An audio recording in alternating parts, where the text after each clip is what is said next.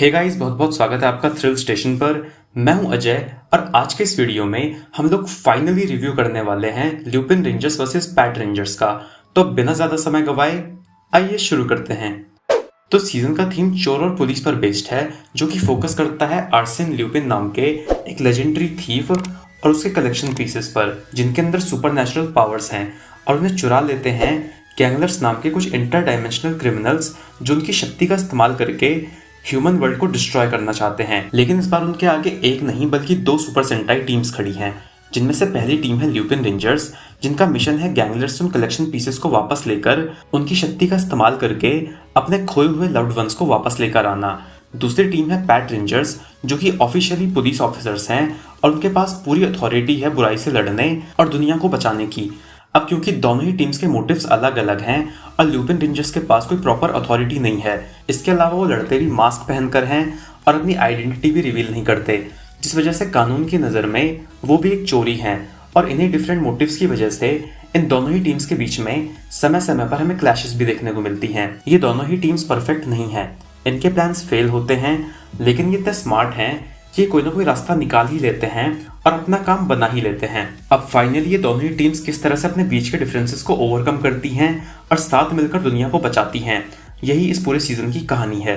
अब अगर इसके पॉजिटिव्स की बात करें तो शो का कॉन्सेप्ट काफी यूनिक है। समय समय पर दोनों ही टीम्स के बीच में डिफरेंट मोरल कोड की वजह से जो क्लैशेस देखने को मिलती हैं वो देखने में काफी ज्यादा इंटरेस्टिंग लगती हैं। दोनों ही टीम्स के बीच में जो टेंशन डेवलप होता है वो बहुत ही अच्छे से दिखाया गया है और शो को देखते वक्त एज अ ऑडियंस आप भी उसे फील कर पाते हैं। शो का म्यूजिक बहुत ही अच्छा है, जिसके अंदर अच्छी खासी वैरायटी है और अलग अलग सिचुएशंस पर इसे बहुत ही अच्छे से ब्लेंड किया गया है।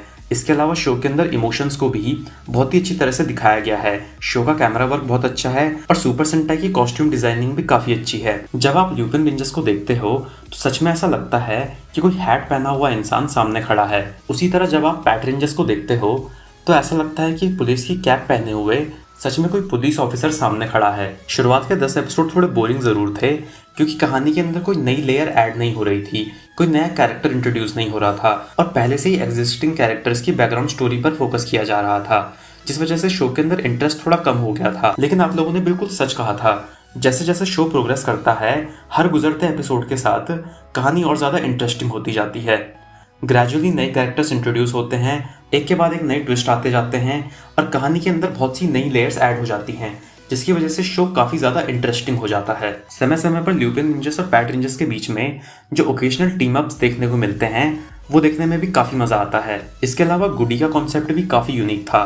वो एक चलता फिरता जॉर्ड था जिसके पास अपना खुद का दिमाग था और वो खुद ये डिसाइड करता था कि उसे किस टीम के साथ मेगाजॉर्ड बनाना है। अब अगर इस शो के नेगेटिव पॉइंट्स की बात करें तो मुझे समय समय पर ऐसा लगा कि ये शो ल्यूपिन रेंजर्स पर ज्यादा फोकस कर रहा था और पैट रेंजर्स को बेवकूफ़ों की तरह दिखा रहा था। मिसाल के तौर पर हमारा जो केइचिरो था, उसे ये सीखना पड़ेगा कि हमेशा कोकुसाई केत्सात्सु केंगेन नी ओइते चिल्लाने से काम नहीं चलता, कभी कभी थोड़े ठंडे दिमाग से काम लेना पड़ता है, स्मार्ट वर्क करना पड़ता है ताकि आपके एफर्ट्स एक्चुअल में कुछ आउटकम दे सकें।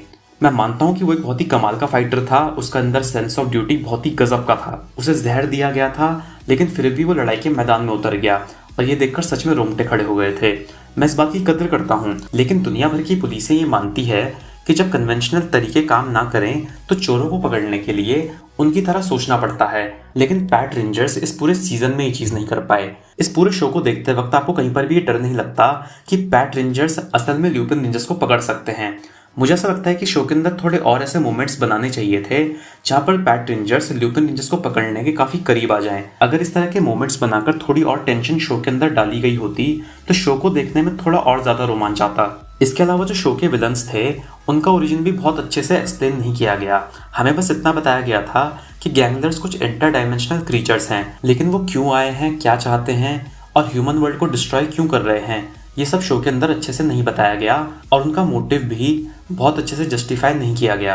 या फिर ऐसा भी हो सकता है कि शायद मेरे से ही कुछ मिस हो गया हो। अगर ऐसा हुआ है और आप लोगों को इसके बारे में ज़्यादा जानकारी है तो प्लीज़ मुझे कमेंट्स में बता देना। इसके अलावा पैट रेंजर्स में 3 रेंजर्स को मिलाकर एक रेंजर बनाने का जो कॉन्सेप्ट था वो भी मुझे कुछ खास जमा नहीं।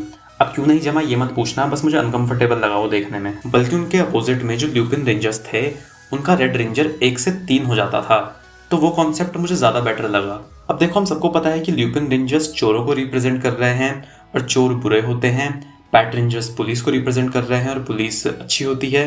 तो हो सकता है कि एक सबलिमिनल वे में ये कहने की कोशिश की गई है कि जो अच्छाई है वो हमेशा यूनाइट होकर रहती है और जो बुराई है वो हमेशा स्प्लिट हो जाती है। तो शायद ऐसा हो सकता है, या शायद मैं कुछ ज़्यादा ही दिमाग लगा रहा हूँ, शायद ये बस रैंडमली कर दिया होगा उन्होंने। इसके अलावा अगर VFX की बात करें तो VFX भी मुझे कहीं कहीं पर थोड़ा सा ऑफ बीट लगा।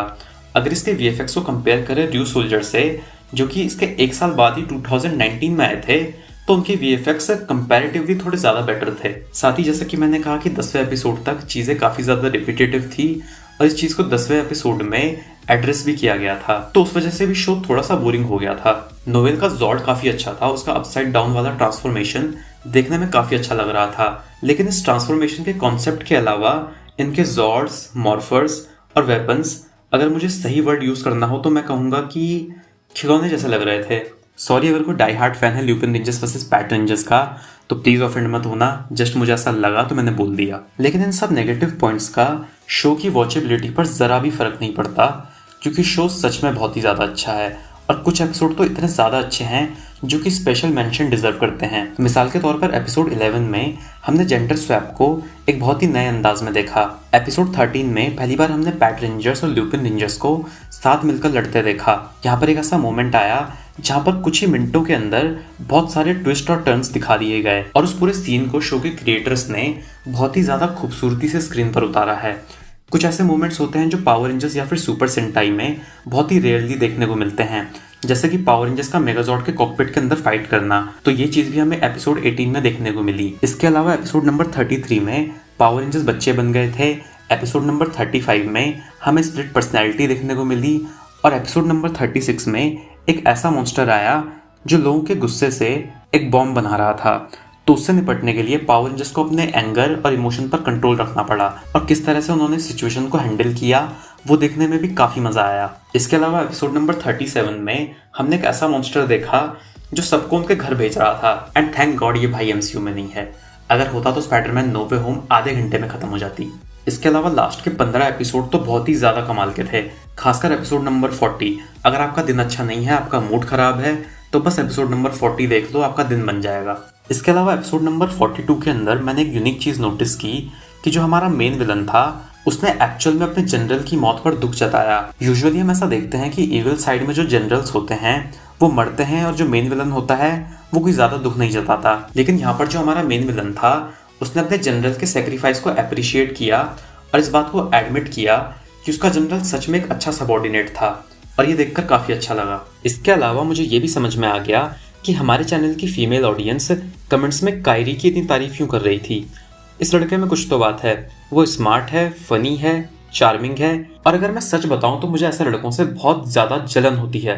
इसके अलावा सुपर सेंटाई और पावर रेंजर्स में एक परंपरा रही है कि फाइनल एपिसोड से पहले अपने अभी तक के एपिसोड्स को रिकॉल करना, और यहाँ पर फोटोज़ के माध्यम से जो पैट रेंजर्स और ल्यूपिन रेंजर्स थे वो अपनी पास्ट मेमोरीज को रिकॉल कर रहे थे।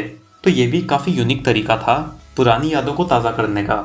इसके अलावा ल्यूपिन के जो कलेक्शन पीसेस थे वो पुराने पावर रेंजर्स के गैजेट्स से काफ़ी ज़्यादा रिजेंबल कर रहे थे, तो इस चीज़ ने भी काफ़ी ज़्यादा नॉस्टैल्जिक टच ऐड कर दिया था जो देखने में काफ़ी अच्छा लगा। इसके अलावा शो की एक अच्छी बात मुझे ये लगी कि क्रिएटर्स ने शो के अंदर काफ़ी अच्छे अच्छे मोमेंट्स क्रिएट किए थे, जिसमें से एक था ल्यूपिन रेंजर्स का फेस रिवील करने वाला सीन। थोड़ा ड्रामेटिक था लेकिन देखने में काफ़ी मज़ा आया। शो के अंदर एक के बाद एक जो ट्विस्ट और टर्न्स आने लगे वो एंड तक कंटिन्यू रहे, और यूजुअली हम लोग ऐसा एक्सपेक्ट करते हैं कि एंड में सारे अच्छे लोग एक तरफ हो जाएंगे और एक बहुत ही बड़ी क्लाइमैटिक बैटल के बाद विलन को हरा देंगे, लेकिन यहाँ पर क्रिएटर्स ने कन्वेंशनल एंडिंग की तरफ ना जाते हुए एक डिफरेंट टेक लिया जो कि काफ़ी अच्छा और ब्रेव डिसीजन था। पैट रेंजर्स शुरुआत से लेकर अंत तक ल्यूपिन रेंजर्स को पकड़ना चाहते थे और उन्हें हेट करते थे, लेकिन अंत में सिर्फ ल्यूपिन रेंजर्स को बचाने के लिए उन्होंने शो के मेन विलन को भी जिंदा छोड़ दिया।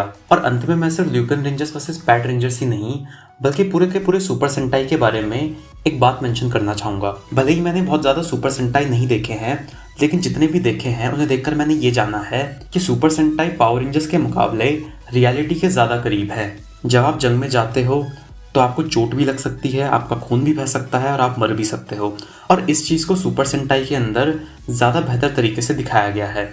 तो बस इन्हीं शब्दों के साथ मैं इस वीडियो को यहीं पर रैप अप करना चाहूँगा। ये था मेरा lupin Rangers versus Pat rangers का रिव्यू। आप लोग मेरे किस पॉइंट से एग्री और डिसएग्री करते हो मुझे कमेंट्स में ज़रूर बताना। इस वीडियो में फिलहाल इतना ही। इस वीडियो पर आने और यहाँ तक बने रहने के लिए आप सभी का बहुत बहुत शुक्रिया। अगर आपको ये वीडियो अच्छा लगा हो तो इसे लाइक करें, अपने दोस्तों के साथ शेयर करें और हमारे चैनल को सब्सक्राइब करें। आपसे जल्दी ही मिलेंगे फ्रेंड्स एक नई वीडियो के साथ। तब तक अपना ख्याल रखिए। Thanks for watching.